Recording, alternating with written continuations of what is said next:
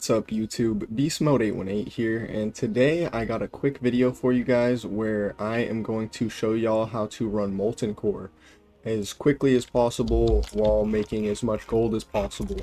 Molten Core is pretty fun to run these days because basically it got like a buff, like the you can basically get appearances for every class now running it on a druid.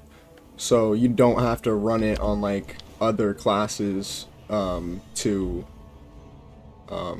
get the appearances for other classes. Hopefully I'm making sense. I'm not like the most technical when it comes to World of Warcraft. Sometimes I like, forget the words sometimes. But basically this is the entrance to Molten Core right here is, this doorway right here. You just fly through. And this is like my second or third Molten Core video, and hopefully this is the best one I make. But yeah, you just talk to Lothos, he sends you into the instance automatically on the correct difficulty. You don't have to like set the raid difficulty to mythic or anything. It just automatically sets it for you. And I got my minor speed boots on right now, so I'm 10% faster. If I take off my minor speed boots, you can see I get 10% slower. And I'm gonna eat some bear tartar for 10 seconds to get the buff, and that'll make it so whenever I kill a mob, I'll get a speed boost. So the Molten Giants you definitely want to kill because apparently they drop according to Wowhead, but Wowhead's definitely incorrect sometimes because there's no way that that they drop on a 0.7% drop chance, or on a 7% drop chance they drop Blood of the Mountain. And I don't think that they drop Blood of the Mountain on a 7% drop chance. It's probably much lower than that because it just never drops. It drops more from the dark iron deposits is what it seems like. But I wouldn't be surprised if I did get a Blood of the Mountain from one of these Molten Giants, because my last like 4 runs of Molten Core, I don't think I got any Blood of the Mountains from these Molten Giants. And I was getting tons of Blood of the Mountain back when I was farming dark iron deposits every single time I would run Molten Core. But at the same time, I'm not sure if farming dark iron ore through Molten Core, every single Molten Core run, is the best way to make gold these days with your time. I think it adds like an extra like 1,000 to like 1,500 gold if you just farm like every single dark iron node in Molten Core. But I think you can just run Blackrock Depths for basically tons of dark iron ore also, so you don't really need to farm dark iron ore in Molten Core when you can do it in Blackrock Depths. And as you can see, I'm getting plate sets now compared to like 5 to 6 months ago or however long ago, where you could only get the druid appearances. So I'm hopefully going to get the Molten Core set for multiple characters, running this on my druid every week now. And yeah, the main reason I'm running this right now is for Blood of the Mountain from the Molten Destroyers and the toy that Ragnaros potentially drops on a 3% drop chance. So I definitely want to do this fast with killing all Molten Giants and bosses, because I definitely want the appearances. So I'm definitely going to do this as fast as possible, but it's definitely seeming like it's going to be like a 10 to 15 minute run at least, just because this druid isn't the fastest. Even with me dashing and stampeding Roar, I don't think I'm gonna end up out of Molten Core super fast, just because there is a lot of distance in here. So now I'm going to tell y'all how to run Molten Core properly so that you don't get stuck like at the end or something trying to figure out how to finish Molten Core. If you are watching this video like, you know, all the way through, you will just see one at a time I take down the bosses in order, and I take down these first two bosses, and then I take down these two bosses, then I take down these two bosses, then I drop down for this boss, then I go after this boss, then this, by killing this boss, you summon this boss, and then killing this boss summons the last boss, Ragnaros. So basically after this boss, you have to run all the way back to Ragnaros' lair. And yeah, it's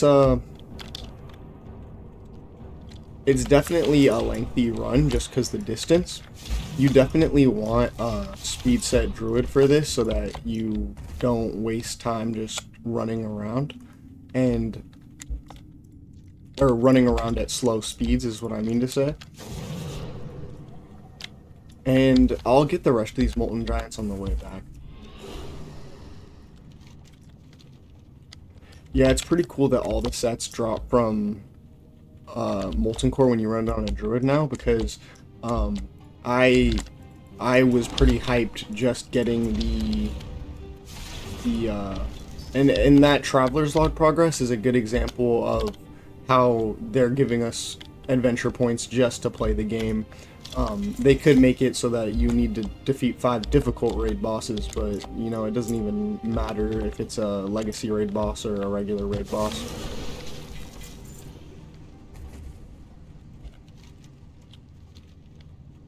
Yeah, I'm thinking this will be like a 10 to 12 minute run, but we'll see. It's probably going to be more close to 15 to 20 minutes just because the lengthy distances. Because I'm going to have to run all the way back to Ragnaros' lair after I kill the last boss around here. And that run is going to take a little bit at least. Like probably like a minute or two. Hopefully, maybe I just won't talk during that part. I'll just speed it up.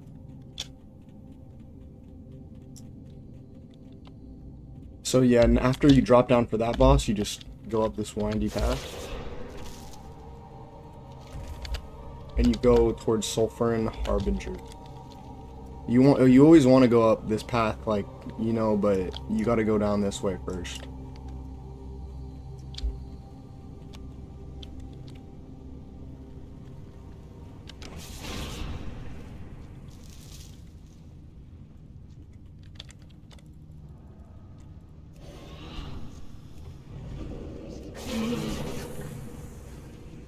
So killing this boss summons the boss above. And if you went above before killing this boss, the boss above wouldn't be there.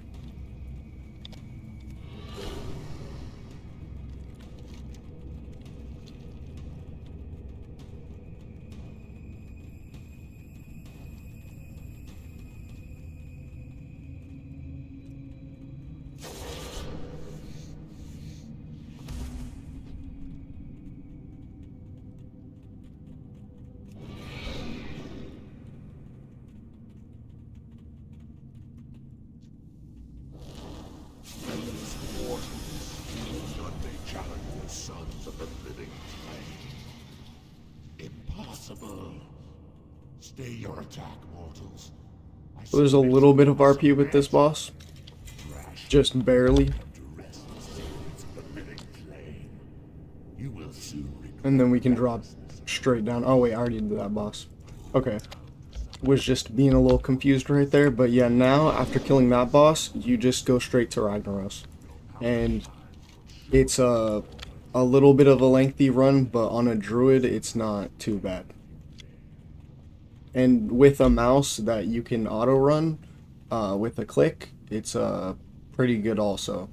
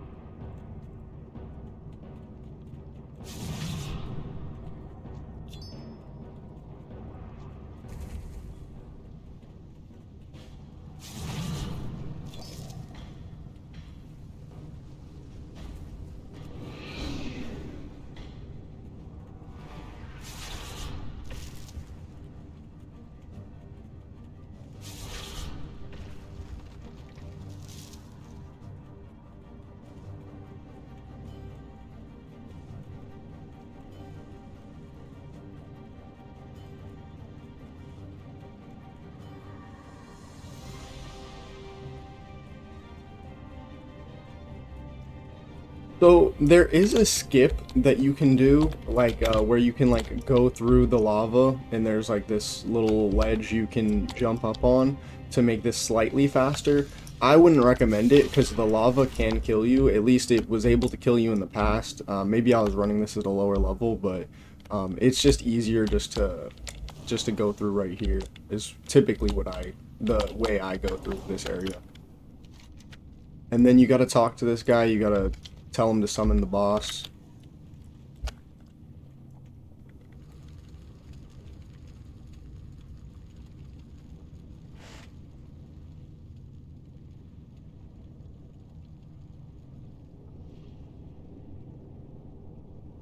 Behold Ragnaros, the Fire Lord.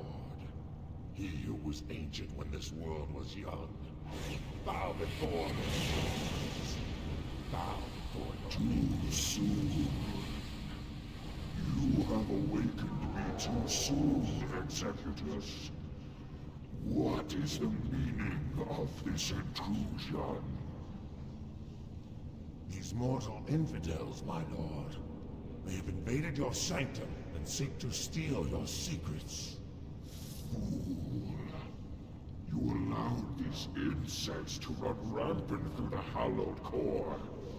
Now you lead them to my very lair? You have failed me, Executus. Justice shall be met indeed.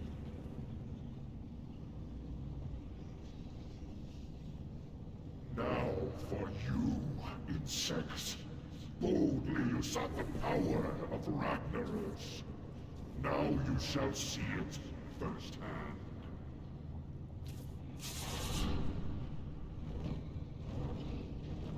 So you definitely one-shot Ragnaros like all the other bosses, being like a level 60 plus, I would assume.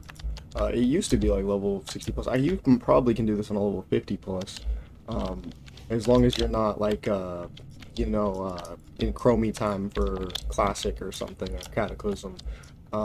As long as you're like in the regular Chromie time that it starts you with, you should be able to do this dungeon 50 plus. So now I'm just going to go back to Stormwind. I'm going to vendor off all of the stuff that isn't even worth auctioning, and then we're gonna see if I got anything worth auctioning, which I probably didn't.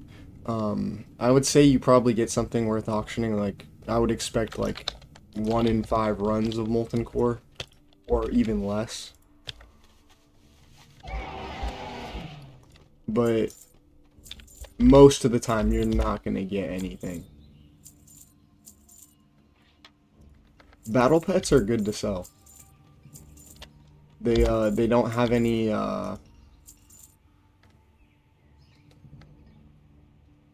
they don't have any deposit on the auction house, basically, so you can just post them for 48 hours.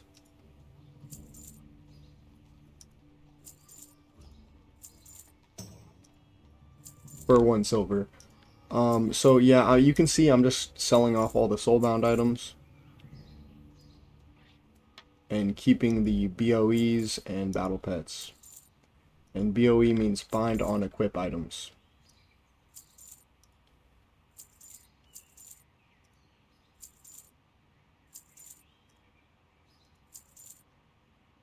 Alright, so this is basically all I got. And I got 77 in vendor gold on top of the 100 gold I probably got from running Molten Core. And then now I got these Spalders of the Unseen.